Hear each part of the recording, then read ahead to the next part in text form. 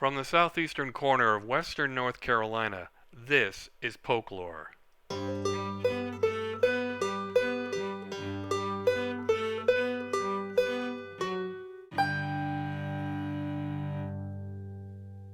I'm your host, James Hernishin. This is a third in a series of interviews with candidates for the Polk Schools Board of Education. If you haven't already listened to the first interview with Mike Ashworth, I recommend you run through at least the first few minutes as I supply an overview of the elections, which seats are up for grabs, and an explanation of why I am interviewing some candidates and not others. In this episode, I talk with Brittany Klimstra, who is running for the Green Creek seat. We recorded the interview early in September at her apple orchard in Green Creek. Brittany Klimstra, welcome to the podcast. Thank you so much for having me. Well, thank you for agreeing to sit down. I know it's sometimes not easy to find the time. Indeed, it's a busy time. We'll get right to it then. Tell me a little about yourself and how you came to be interested in tackling what is not necessarily considered a fun job. Certainly less fun than it probably was 10 years ago. My husband and I moved to the area to start an apple farm 8 years ago. And we established in Polk County for a lot of reasons, one of which being the school system. We heard such incredible things about the schools and the teachers and the administration, and we have 3 small children. At that time, we had a 3-year-old and 2 6-month-olds. And so we knew we needed to be in a good school system. So that was kind of what settled us here. And then certainly as they've attended school, and my daughter will be in middle school this year. She's at Polk Middle, and my twins are at Polk Central in 4th grade. Ensuring that the school system continues to get the support they need to support a growing population here in Polk County, whether we like it or not, was certainly a big part of why I wanted to get involved. And also, I work full-time in the food industry and here on the farm, and making sure that the kids in school have food is probably my number one passion, and one of the primary reasons I'd love to be on school board, to try and facilitate meals to all the children that need it. Now, part of anyone's motivation for running for public office is you're not completely satisfied with the folks who are already there. Is that an exaggeration? Or you just think that, hey, I really could make a contribution here? I think first and foremost is that I felt like I could make a contribution. I have connections in the food industry, and I have a farm here, and I have a passion for no child going hungry, especially in a community where agriculture is so prevalent and also so locally focused. There's not a lot of what they call factory farms here. And these are people who care that their neighbors have enough to eat. And so I've really, truly felt like being on the school board would help me bring a lot of those passions and connections to the students in the schools.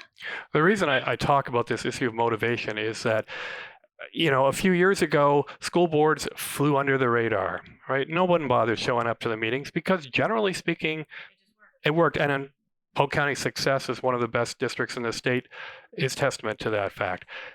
That all changed recently. And so was your thinking part of that change in our general approach to the way we think about school boards?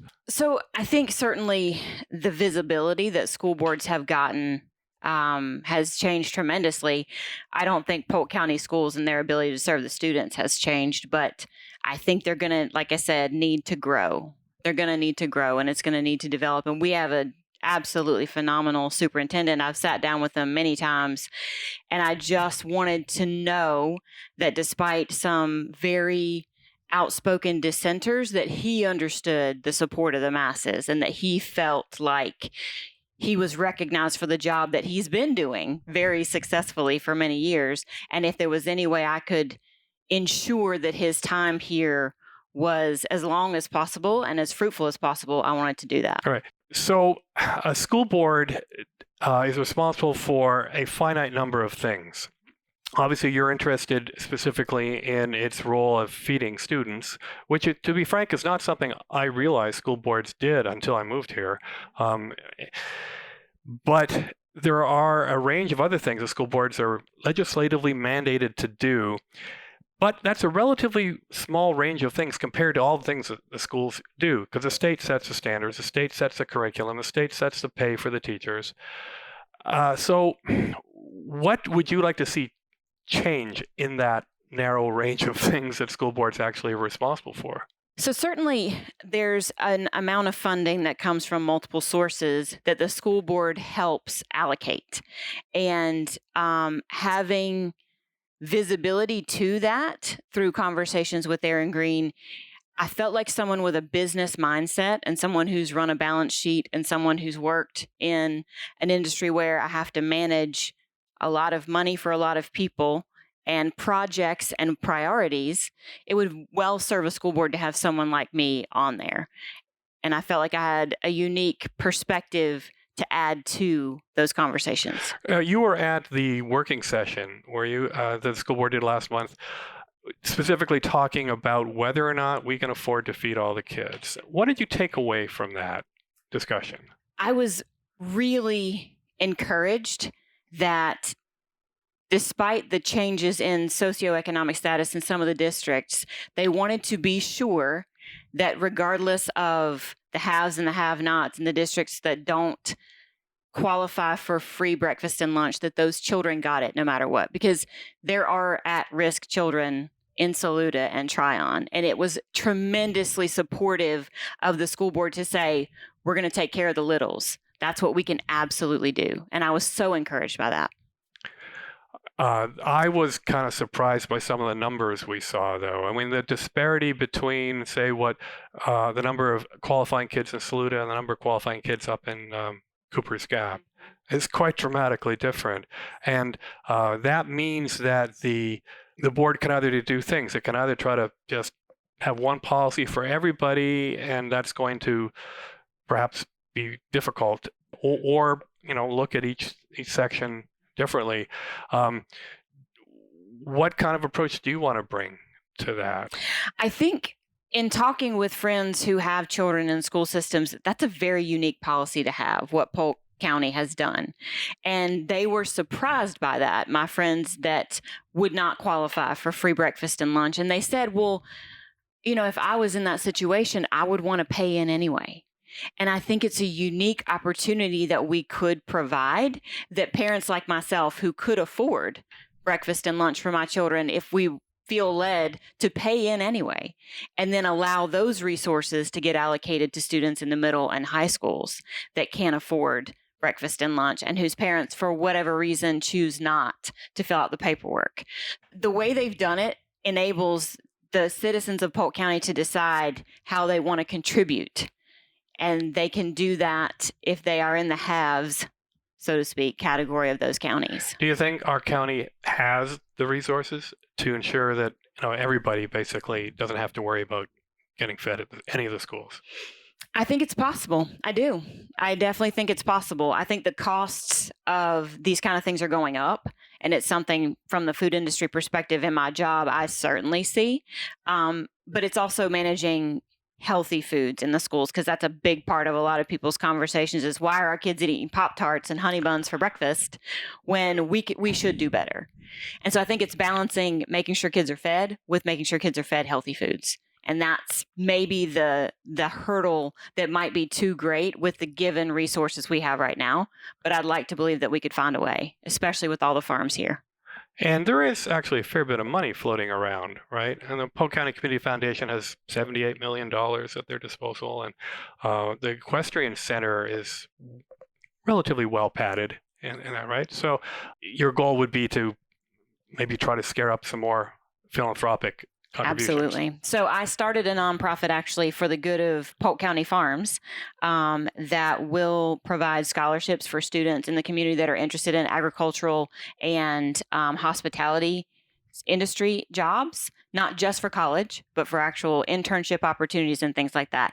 But one of the other things that we will do is collect funds to support these internships and scholarships, but also to fund some of the farms donating food to the schools. Right. I mean, it can't be easy for farms just to cough up 15% of their product. Or certainly not. Right? And I think it's unreasonable to expect they'll cut their prices to sell to the schools either. But there's money in this county to supplement the farms being partners with the schools. And that's the bridge that I think can be built very effectively here with the resources from the Community Foundation and the Equestrian Center and philanthropic individuals who very much want to support this kind of activity. This is all very fascinating because I don't think it's something that people think about a heck of a lot. I mean, and part of it is due to the national level attention that's been paid to cultural issues and in the school rather than agricultural issues. And if you are successful in your campaign, you will have to deal with some of those cultural issues. And I've chosen on this series of interviews to ask everyone to talk a little bit about this newfound interest in which books are being taught. And it's not a very comfortable subject for a lot of people. A lot of people are using language in ways that other people don't understand. And the school board has had a kind of stop and start approach to dealing with this. And at that meeting you were at and I was at, they agreed to change the way they respond to challenges from parents about specific books in the curriculum or as supplemental material. So I need to hear from you. What are you going to think about when you're tasked with dealing with that kind of thing? So I think the process they are implementing now is overdue, and they fully acknowledge that as well. But also it is very thorough in that these resources are being reviewed, and there are limitations to what Polk County schools or really any school system can do in terms of removing books from the standpoint of civil liberties and their attorneys that will be eager to get involved if we are to pull these books out of the schools without just cause. And so I think there's a very documented, regimented process that parents can go through to eliminate the access to these materials. And actually, Aaron Green called us last night and reiterated this, that at any time, a parent can go in and say, I don't want my children to have access to this or that. And that will be documented and enforced. So I think that's what was missing, was they had the policy, but it was not well communicated. And if there's one thing I think the school board could do better, kind of circling back to our first question, is communication on policy and being very black and white about what the policies are and how they're enforced. Because before it was a little bit of confusion or lack of communication, or you can find it on the website. Be direct. Tell them exactly what you're doing and why you're doing it. And then there's a lot less room for justified outrage. Justified outrage. I suppose it might be a thing every now and then. Sure. But there is this culture war going on between those who are not comfortable with modern literature, to be blunt, right? I mean, they're happy with old-fashioned stuff, but new literature that is directed specifically at middle school and even younger kids deals with issues of gender identity and the history of race relations in America. And these are, trigger issues.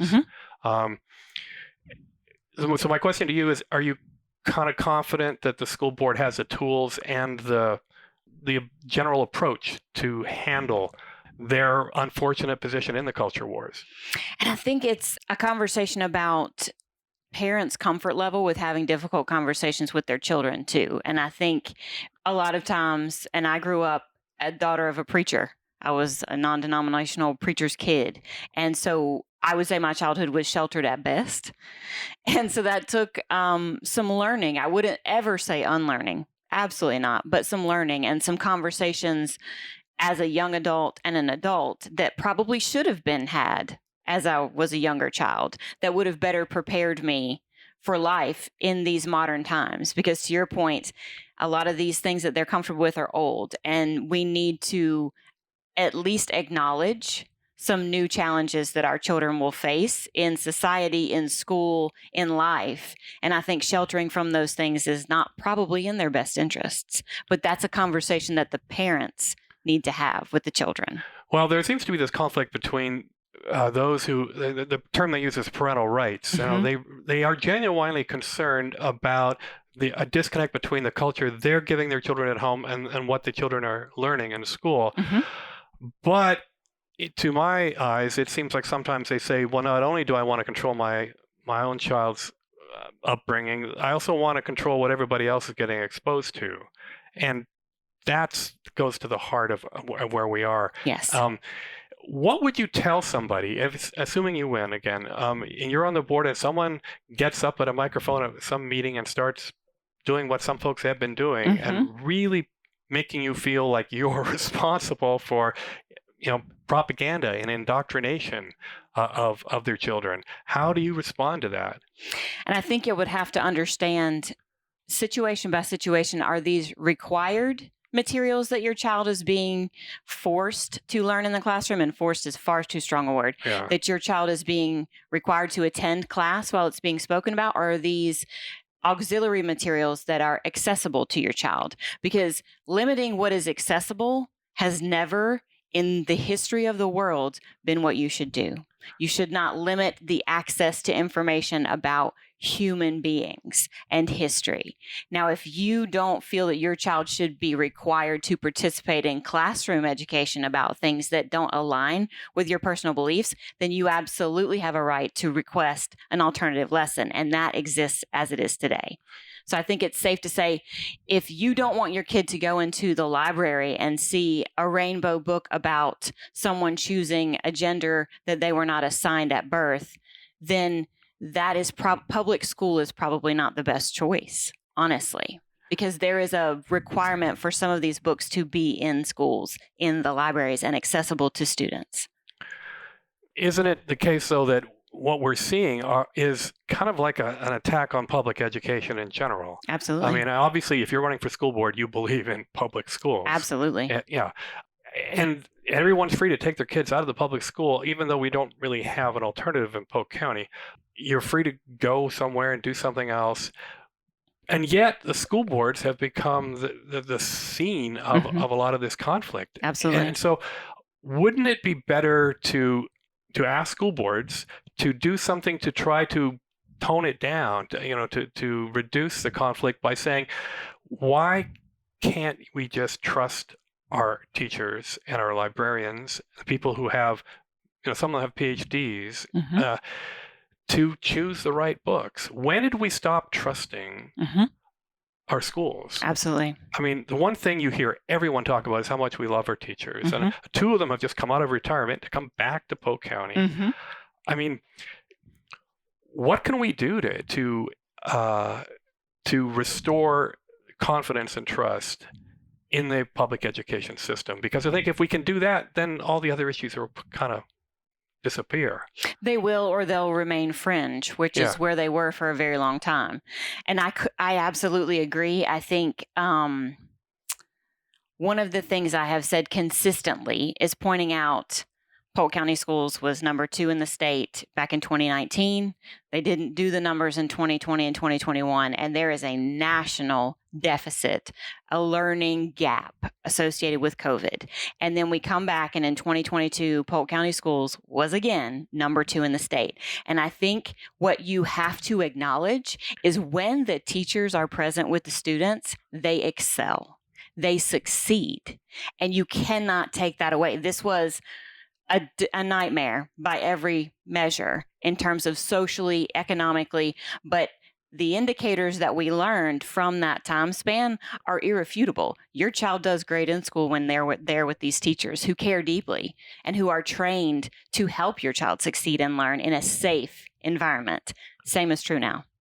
And you can see how if you pull that out, if you remove their ability to do their jobs the way they've always done them, you will suffer, and so will your child. Well, this brings up one other question I wanted to ask you, because let's hope we never have to deal with a pandemic in our lifetime again, because that was horrible. But it's easy to criticize a school board, with 2020 hindsight, because they did that. We're going to go back to school without masks, and then they had to close down several schools. I mean, I sympathize with those who were tasked with doing something they never thought they'd have to do. Of course. But what they did was they decided to use their own judgment, not the judgment of the state board of education and their local board of health department, to go back to school without masks. So again, let's hope if you're on the board, you never have to deal with this. But if you did, what are the lessons we take away from that? I think the most important thing that I took away, and my family is uniquely blessed. I work from home. My husband is a farmer. So our children were never at risk. We had people come in and tutor them. We did our very best. And I still ended up with one child with a severe COVID deficit. So I think our learning as a family and our learnings as a nation now, and the county included in that, is that children need to be in schools where at all possible. They need to be present in person safely in schools. So that would be my number one priority ever when dealing with this going forward. I'm a scientist, though. I have a microbiology degree, a food science degree. My husband has his master's in biology. So we were very much in line with whatever the experts are saying is what we're following. So we masked and we did the things that we felt we needed to do. And I think that's still probably best case scenario. But the reality is children suffered significantly by not being in school. So where possible, it would always be my priority on the school board that children are able to attend in person. So if we have to put masks on, then we put masks on. And if your child is not comfortable with that, then we make exceptions. And that's what has to be done for children who truly can't compensate and work through that. Or there was the Polk Wolverine Academy where children were allowed to remotely learn through Polk County. So we provided as many resources as possible, but I think the priority must be in-person learning. And again, there's not going to be that many kids who are genuinely unable to wear the mask, just Correct. like there's really not that many trans kids, right? I mean, Correct. it almost seems like we're spending so much time on something that really, it shouldn't be that hard to accommodate small numbers, right? It's not, truly. It's not. And I agree. I think reasoning, and that's one of the things I continue to do, is just calm, rational facts. It's hard to dispute children need to be in school. It's also hard to dispute that people were dying. And these were real concerns that we had at the time. And we responded, like you said, people made decisions with the best amount of information they had, but you need to stay calm and just give people reasons. If you don't want to listen to reason, that's also your choice. But the schools have to operate. All right. I think we've covered everything that I've covered with the other candidates. Great. And I'm going to have to do a lot less editing than I did with the other ones. So sometimes it rambles on. But is there anything else you would like people to know about yourself and your plans for being a member of the board? So I think my priority, like I said, was to run so that the teachers and administrators were allowed to continue this excellence that they have already established, right? And I got reassurance from Aaron Green and from others in the school system that it would persist as it is, supported as it is. So the things that I have as priorities will still be executed even if I'm not on the board. And I take a lot of comfort in that I will be here long term. I have 4,500 apple trees planted in the ground in Polk County. I'm going to be here, but I'll continue to pursue making sure kids are fed and teachers are supported no matter what. And I think that's something that all the citizens of Polk County should care about, whether they vote for me or don't. You should care about these things and support people who do. All right. Well, thank you so much. Thank you. Thank you. It's been a pleasure. That was Brittany Klimstra, candidate for Green Creek. But remember, every voter gets to cast a ballot for each seat up for election. Next episode, I'll be talking with Dee O'Brien, who's running for the seat in Cooper's Gap. Thanks for listening. And as always, you can reach me at jamesh@folklore.com with your feedback and suggestions.